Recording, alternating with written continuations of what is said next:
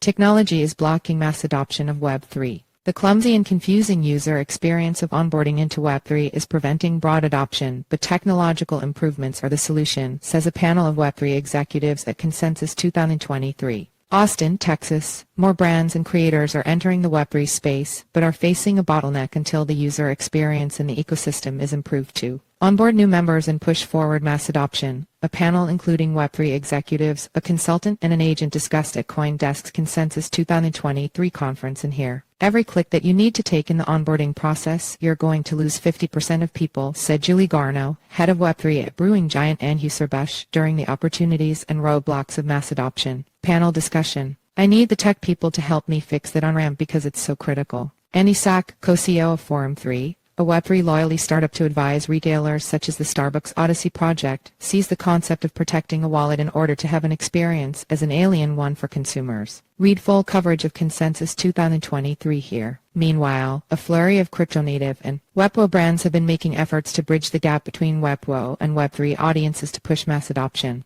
Chris Jackman, head of strategy at talent agency WME, which has signed more than 50 Web3 creators, said that when discovering various communities through social media, the vocal minority within Web3 is literally the foundation of actually establishing credibility. The brands need to figure out how you can balance the partnership and relationship between somebody that has no presence currently in the space but needs to build it because this will be here forever, Jackman said. Ariel Wengroff, vice president of communications at offline private key storage company Ledger, however, thinks Web3 is the first time brands can have a direct, maintainable relationship with the interested audiences and direct accountability to that relationship. Any creator or brand should be absolutely terrified by the social communities that they have right now because you have no actual control over it, Wengroff said. You don't actually know who they are. Any brand that says they have a community is lying to you. Looking ahead, Wengroff sees having enterprise security and governance as essential for a brand, such as an additional proof of record for a product the consumer purchases regularly. I think the power will be when other brands learn from what everyone else is doing, Starbucks included, Anheuser-Busch's Garneau said. Another huge influence on onboarding to Web3 will be artificial intelligence with both positive and negative impacts, said the panelists. AI is going to drive Web3 usage, Sack said.